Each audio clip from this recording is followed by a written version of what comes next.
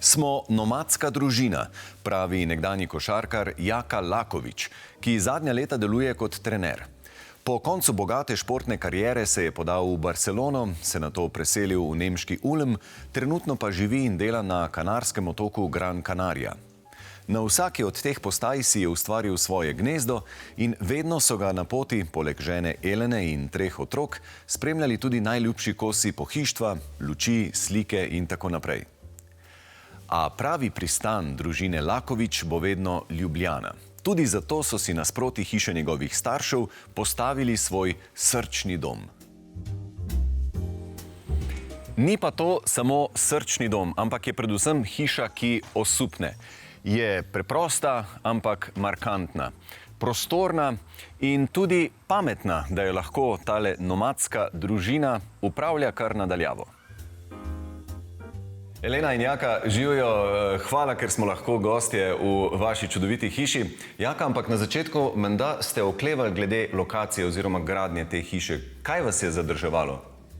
Res je, malenko smo oklevali kljub temu, da je bila lokacija enkratna, blizu staršev, blizu tega, kjer sem jaz odrastel.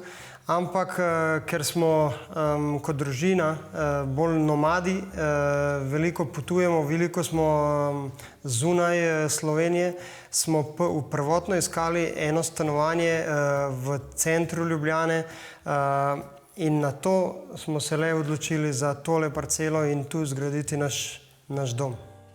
Kakšne so bile osnovne želje in zamisli? What were the initial expectations and the ideas about the house? At the beginning, I think first we thought about how many members of the family we are, what would be our necessities, and then we decide, okay, we need at least 3 rooms.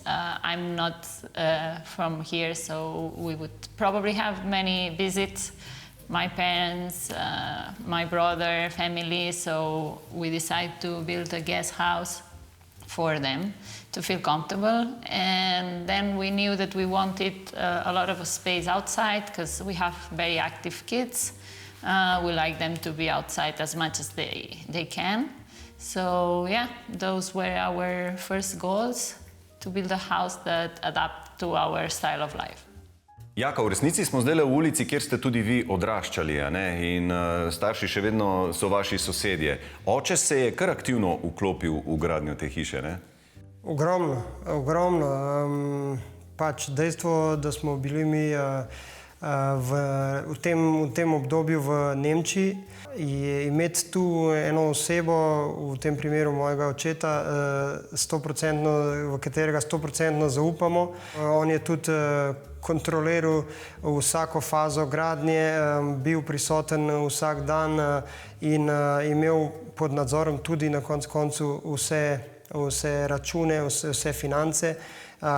Bil je ogromno pomoč pri izgradnji te hiše. Brez njegove pomoči in bližine hiše bi ta projekt bil zelo zahteven. Načrte za hišo je narisal družinski prijatelj in arhitekt Srečko Krajtmajer, ki je objekt orientiral tako, da je v vseh letnih časih bivanje v njem prijetno. Čeprav je obrnjen na jug, poleti sonce v nobenem delu dneva ne pregreva notranjosti, medtem ko pozimi obsije tudi interjer. Nasprotno pa so na severno stran hiše umestili letno kuhinjo, ki je v vročem delu leta zaščitena s senco. Ker je družina velika in aktivna, niso varčevali niti s prostorom. 250 kvadratnih metrov je bivalnih površin, spodaj pa še klet s fitnessom, savno, družabno sobo, garderobo in garažo, ki je urejena krožno. In zdaj, katere svoje želje sta si v tej hiši izpolnila? Popeljite nas, prosim, malce po tem svojem ljubljanskem raju. We wanted an open kitchen because we realized that all the guests you have, all the kids, the family, they are all around the kitchen.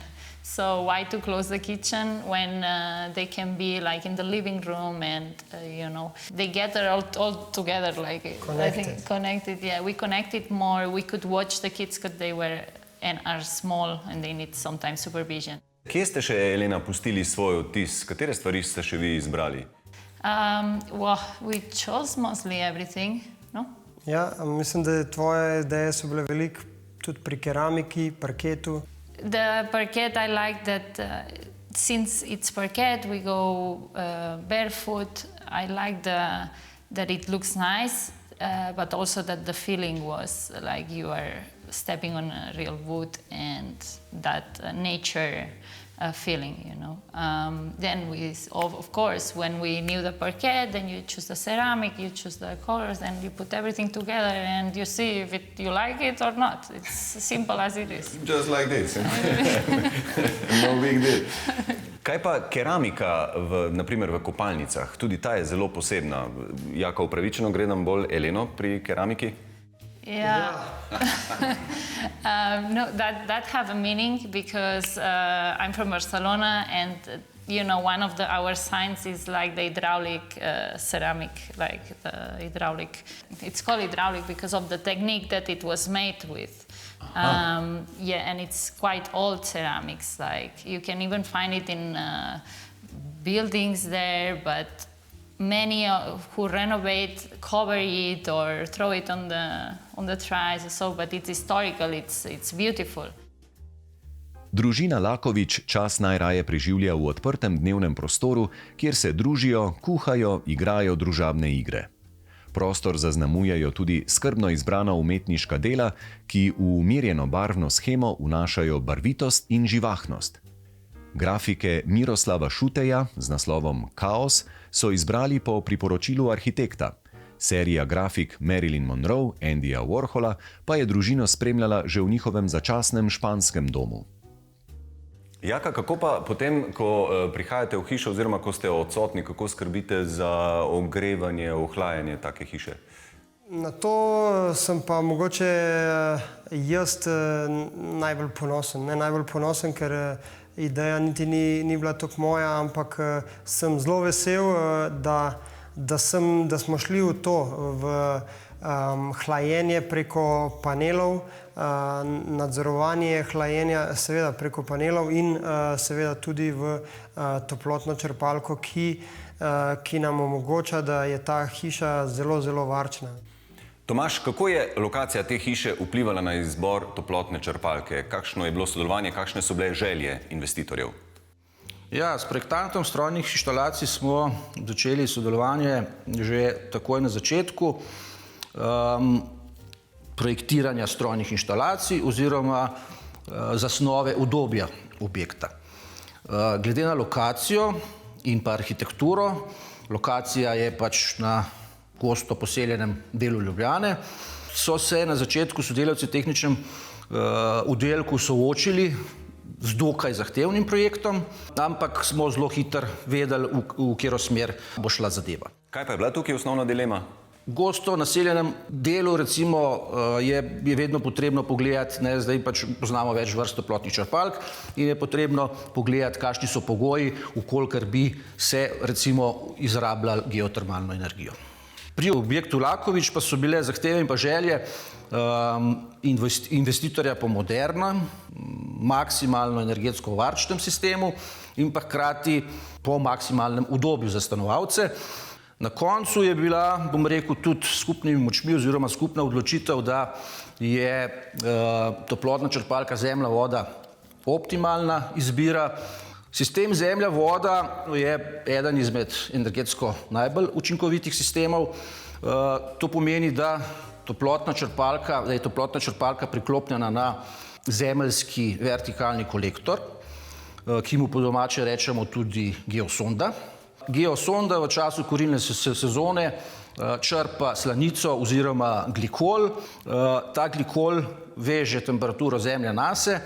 Pomembno pri tej tehnologiji pa je, da je temperatura, ki jo glikol veže nase, konstantna čez celo leto, tudi naprimer, ko je zunaj ekstremno hladno.